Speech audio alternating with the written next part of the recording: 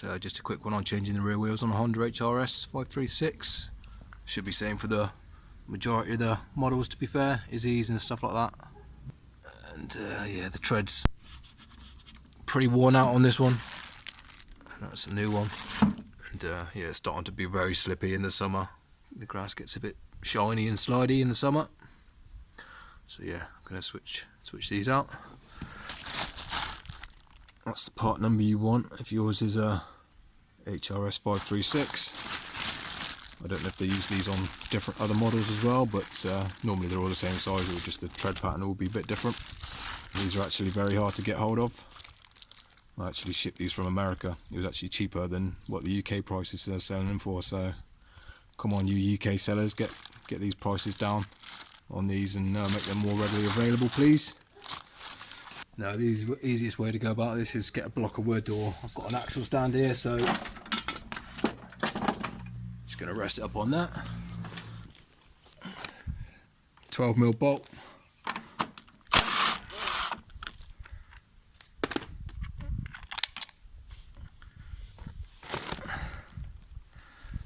Careful, there'll be loads of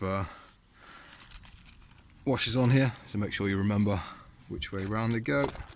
Give this dust cover a bit of a wipe out as well.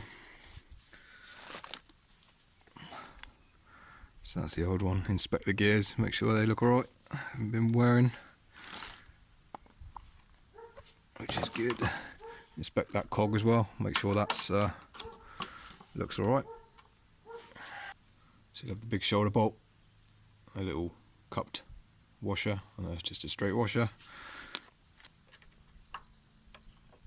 And clean out the debris on this cog if you need to. You don't want too much in there really.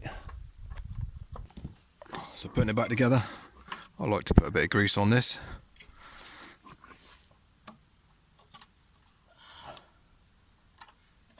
And again, whack a bit of grease on these teeth as well.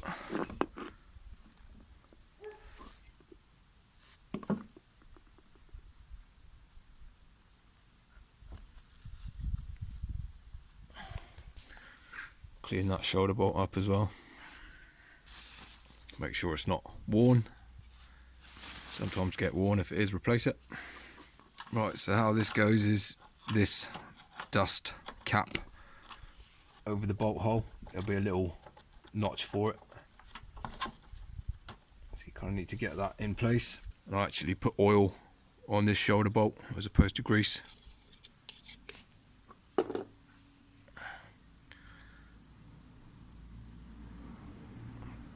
I think grease gets a bit sticky and it doesn't freely rotate. Right, so the rotation is here, shoulder bolt. Then you'll have your cupped washer like that, and then your flat washer like that. Line it all up.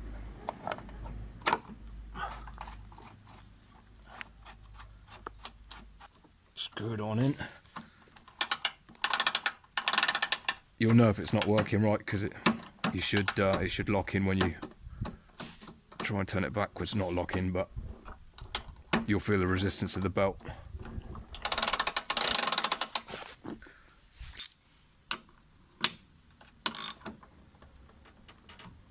Turn them up tightish.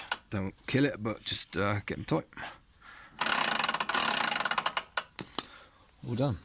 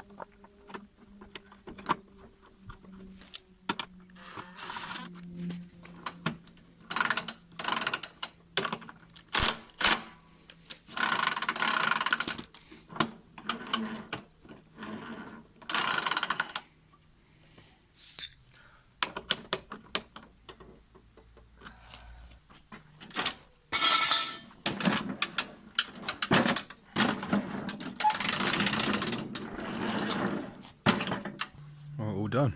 I'll keep these as a spare as they're still functional, so just in case something does happen I've got a backup.